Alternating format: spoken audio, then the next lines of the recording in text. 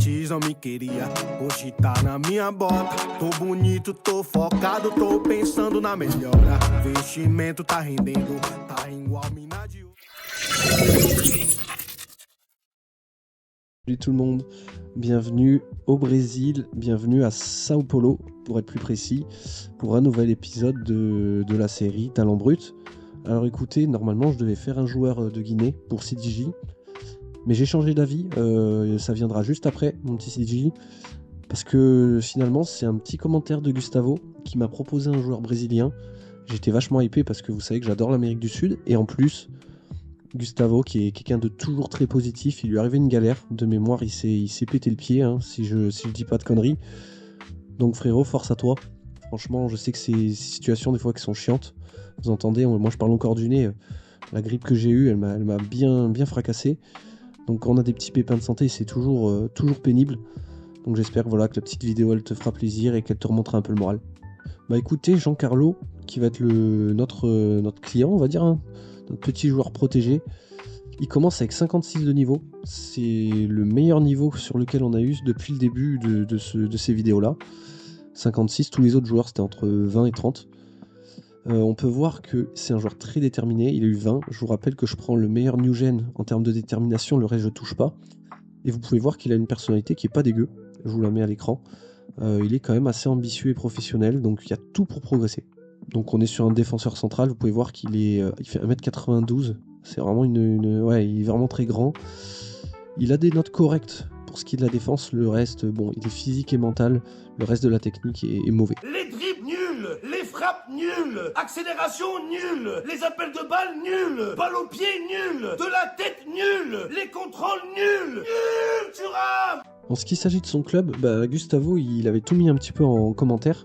C'est un ancien club qui est à Sao Paulo, mais c'est un ancien club assez historique qui, pour des raisons, je pense, sportives et financières, est tombé. Vous pouvez voir qu'on n'a pas de division. Donc on est en division inférieure. On verra ce que ça implique. Je pense que ça reste quand même un club semi-pro. Mais si on veut avoir des résultats, il va falloir vite changer de club quand même. Hein, parce que si on ne peut pas rester dans des divisions amateurs. Pour l'instant, vous pouvez voir qu'ils ont un centre de formation acceptable, 2 étoiles, c'est correct. Encore une fois, c'est correct pour progresser. Pour l'instant, il a que 16 ans, hein, donc c'est pas très important. Le club, vous voyez qu'ils ont déjà gagné une deuxième div à l'époque, des championnats d'État, etc. Je vous laisse voir une chose, hein, vous pouvez voir qu'ils jouaient tous les derbies, hein, contre Sao Paulo, contre Corinthians. Donc, comme dit Gustavo, c'est un club qui a compté à l'époque. Vous laissez voir aussi, il nous l'a précisé, Gustavo, que c'est un club qui a formé des jeunes joueurs très bons. Hein. Regardez Zé Roberto, pour ceux qui connaissent. Regardez-moi cette carrière. Hein. Ça joue au Real Madrid, ça joue à Leverkusen, Bayern Munich, formé donc à Portuguesa, tout simplement.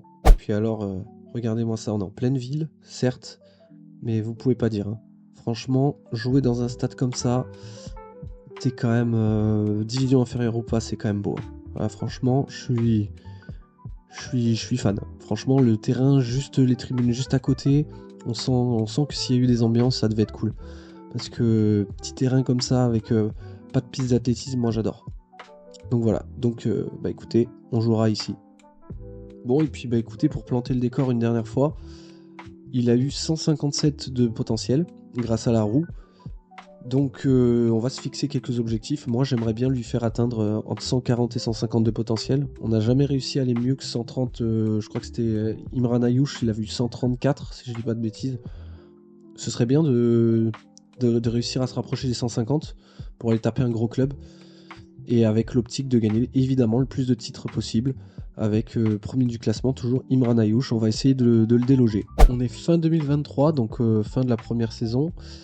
Et on peut remarquer une chose, Giancarlo a joué avec Portuguesa. Alors je vous avais dit que Portuguesa c'était un club qui n'avait pas de division.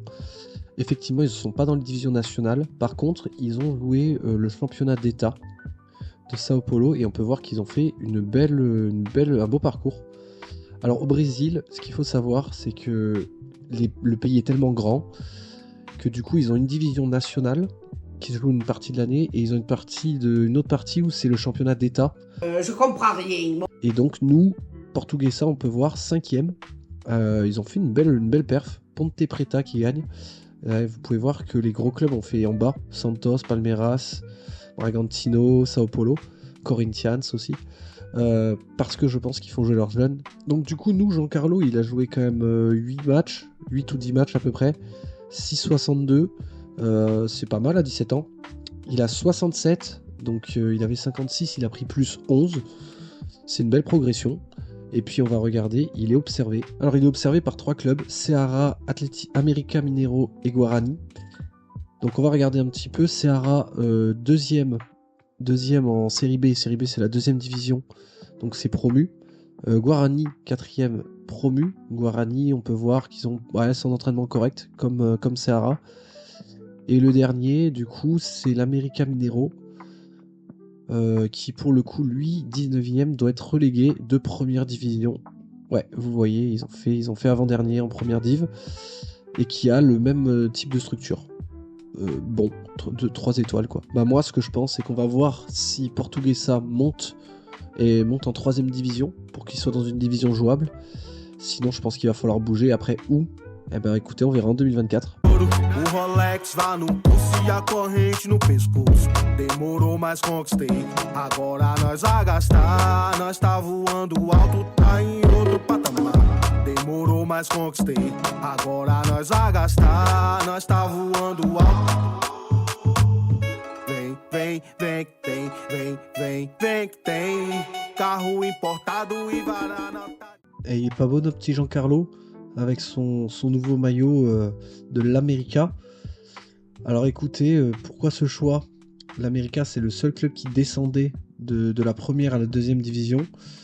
J'ai fait le choix de le mettre plutôt en deuxième division parce que je pense qu'il a plus de chances de jouer, plus de chances de faire sa place. Et on sait jamais si le club remonte et qu'il joue, ça peut lui faire un titre de deuxième div. Donc voilà, c'est un choix qui est risqué, on ne sait pas du tout si c'est ce qui va se passer. Bah écoutez, 84 de niveau, il a pris plus 17, donc ça c'est déjà très encourageant, belle progression. Par contre, malheureusement vous le voyez ici, 0 match, il n'a joué qu'avec les jeunes ou la réserve en tout cas. Bref, du coup c'est une année de transition, vous pouvez voir qu'en plus le club n'a pas fait grand chose, 10ème. Année de transition pour le joueur, pour l'équipe aussi. 2025 ça picote un peu, toujours 0 match, il joue pas. Pourtant il a quand même déjà 19 ans. Donc ouais, ça fait un peu chier quoi.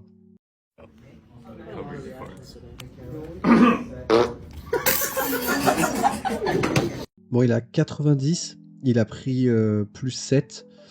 Après, je pense qu'il aurait pu gagner beaucoup plus s'il avait joué. Hein. C'est là toujours la problématique. Il ne joue pas. Par contre, regardez l'América. Leur centre d'entraînement, il est passé en excellent. Je pense qu'il s'est passé un petit truc, événement marquant. Ouais, amélioration de la formation et des installations. Parce que je me souviens tout à l'heure qu'ils étaient à 2,5 ou 3, je sais plus. Donc là, par contre, ça c'est bien. Ça va peut-être lui permettre d'augmenter encore plus. Et l'équipe a fait deuxième. L'équipe remonte. Ils sont pas passés loin du titre de champion, mais bon, j'ai presque envie de vous dire, on s'en fout parce que de toute façon, il a pas joué, donc il aurait même pas eu le titre, quoi. T'es un putain d'égoïste. Bon, écoutez, il va falloir trouver une solution pour jouer la saison prochaine. Bon, regardez, changement de décor. Forcément, vous avez vu le changement de maillot. Et pourtant, vous n'avez pas vu la petite animation. Donc, en fait, c'est parce qu'on est en prêt. J'ai réussi à trouver un prêt pour Giancarlo. Il a joué. Alors, j'avais le choix avec beaucoup d'équipes. Et pourtant, c'était que des équipes de série D. Donc, série D, je pense que c'est la 4ème division. Ou même des équipes de division inférieure. La seule équipe de série C sur laquelle nous, on peut voir les résultats et pourquoi pas un titre, c'était cette équipe-là. Aparecidense, que je connais absolument pas. Alors en fait c'est une équipe promue et malheureusement je vais vous faire tout de suite le topo, hein. Ils sont descendus, c'est malheureux, en fait c'est des promus et à la fois ils redescendent, ça s'est joué à pas grand chose, 21 points, pour une victoire de plus ils se sauvaient, ils n'ont pas réussi à éviter la relégation. Par contre, bah écoutez, il a joué dans un beau petit stade. C'est le joueur clé de l'équipe, donc je pense qu'il a eu un rôle...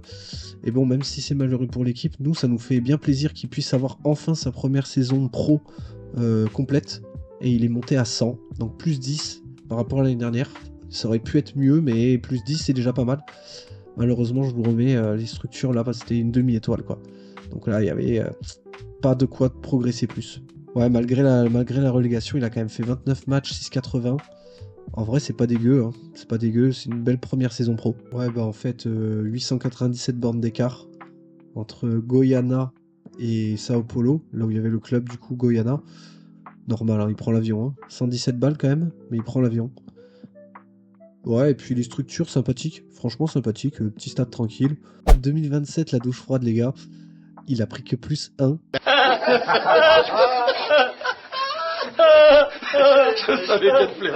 Malgré les structures de folie de son club, et malgré le fait qu'il a quand même joué, alors pas énormément.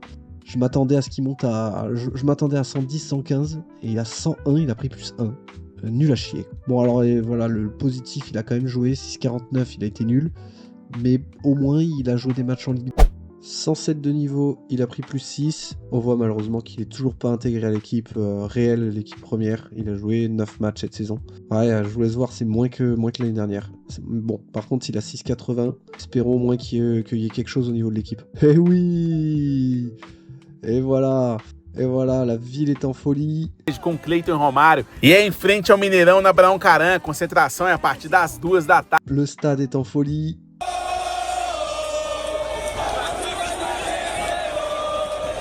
Le Brésil est en... Toujours plus. Le mec il s'emballe quoi. Ah bah ça fait plaisir, ça. Premier titre de sa carrière. Une deuxième division du Brésil. Et on peut voir que ça rapporte 118 points, ce qui le place déjà deuxième au classement. Finalement, une deuxième division brésilienne rapporte plus qu'une nationale française. C'est logique, hein. Donc super content. Voilà, il sera promu l'année prochaine. Bon les gars, ça fait plaisir, hein. Franchement, un titre, c'est rare, hein, dans nos vidéos. Et vous remarquez qu'il a changé de couleur. Alors pas de stress, il est prêté. Je l'ai prêté parce qu'encore une fois, il jouait pas assez. Il faut quand même qu'on pense à un petit Giancarlo. Là, il a l'âge d'enchaîner des grosses saisons. Et du coup, il a Mirassol. C'est en deuxième division, là encore. Une ville à côté de Sao Paulo. Donc c'est rapproché un peu de la maison. Et on peut voir que objectif atteint, il est monté à 115. Il a pris plus 8 et il a joué enfin une saison où il joue entièrement. 35 matchs, 6,67.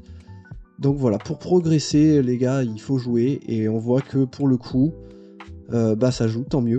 Objectif atteint. Et putain les gars, mais regardez, c'est un truc de fou la dynamique. Notre deuxième Mirassol, il a failli enchaîner une deuxième année avec le titre une deuxième fois. Montée de Mirassol, bravo. Ouais, par contre, son club América, ils sont redescendus encore. C'est vraiment le club qui fait que l'ascenseur. Et vous savez ce que j'ai envie de vous dire, hein. Et pourquoi pas un deuxième titre? Ça y est les gars, enfin il s'impose dans son club de l'América. On est en 2030 et c'est sa saison la plus aboutie dans le club. Il a joué 25 matchs, 6,94. C'est top. Bon, il a 123, il a pris plus 8. Il continue à évoluer, il est assez jeune, 24 ans. J'espère toujours pouvoir lui faire atteindre au moins 140. Et puis la cerise sur le gâteau, ou comme Tony nous avait déjà sorti, c'est le gâteau sur la cerise. Je vous laisse regarder. Et oui les amis, et oui, champion. Une nouvelle fois. Regardez, c'est la deuxième fois en 3 ans, l'América Mineiro champion. Et c'est reparti pour un deuxième titre. Ça fait le boulot. Ça va même plus loin, regardez les gars. Il a aussi gagné le championnat du Minas Gerais. Alors je sais pas si je le prononce bien, mais c'est le championnat d'État. C'est qui va rajouter des points supplémentaires. Que regardez, ils ont gagné devant Atlético Mineiro. Atlético Mineiro, c'est quand même un club de première division. Valeur estimée du club 144 millions. De mémoire, c'était le club de Hulk. Là, ces dernières années. Un club qui a gagné 2 Libertadores. Donc ils ont fait vraiment une très très belle saison, quoi. Victoire en deuxième div, victoire en championnat d'État. Bon, il a 25 ans.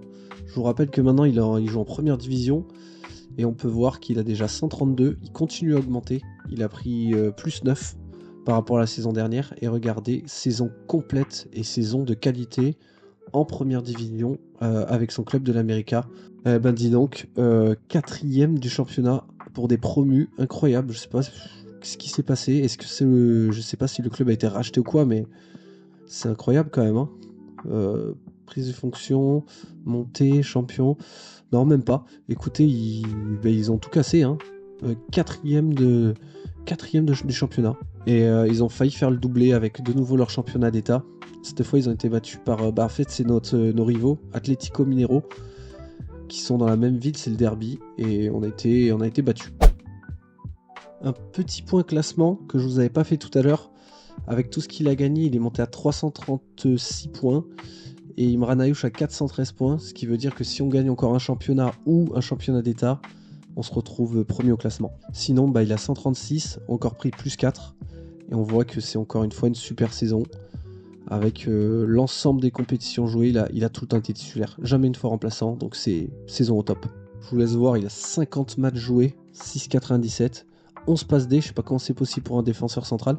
Alors oui, aussi, je vous laisse voir, il joue aussi maintenant milieu défensif et arrière latéral droit, donc peut-être que c'est en jouant sur le côté qu'il a fait des centres. Bon, cette saison, ils ont fait 11e l'América, ce qui est un peu plus, entre guillemets, ce qui était attendu, quoi. Ils ont fait une nouvelle fois la finale du championnat d'état. On est passé à très peu finalement de passer premier au classement, hein. Malheureusement, c'est la finale. On perd contre Atlético Mineiro, qui est une très très grosse équipe. Par contre, c'est nos rivaux. Mais par contre, regardez, 18e, ils descendent. Ils descendent en D2. Les gars, je suis 100% désolé.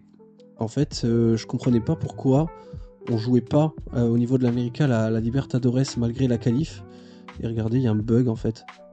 On est en 2033, pourtant le dernier vainqueur c'est 2025. Je suis dégoûté, je joue toutes mes parties en Amérique du Sud et même en Argentine plutôt. Et au final, j'ai jamais ce problème. Après, vous comprenez que là, je suis en fin de vidéo. S'il fallait que je resimule tout et que je refasse tout... Bon, malgré tout, ça lui empêche pas d'avoir continué d'augmenter. Il a 140. Objectif atteint, je vous avais dit que je visais les 140. Il a pris encore plus 4.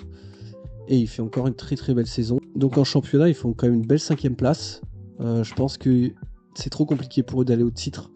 Il y a toujours un des gros du Brésil qui sera devant, je pense. Palmeiras, Flamengo, Vasco, des fois ça peut être Sao Paulo, enfin bref, je pense qu'ils auront du mal à gagner. Donc si on doit gagner des titres, ce sera plus coupe ou championnat d'état. Et il suffit de demander, regardez, l'América Mineiro qui remporte une nouvelle fois le championnat du Minas Gerais face à l'Atlético Mineiro 2-0. Donc je crois qu'officiellement on passe devant Imran Ayouch au niveau du classement. Ça c'est beau. Et regardez un truc en finale, il est buteur en finale donc de ce championnat d'état. Et regardez contre toute attente, en fait ils le font jouer milieu défensif. C'est pour ça qu'il doit faire autant de passes D.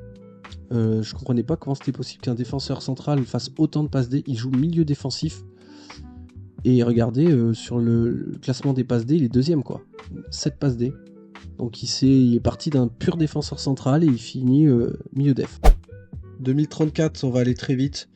C'est encore une année un peu de transition. Giancarlo, vous voyez qu'il confirme pour les passes. Il est top 5 meilleurs passeurs en première division. Son club, l'América, fait 13e.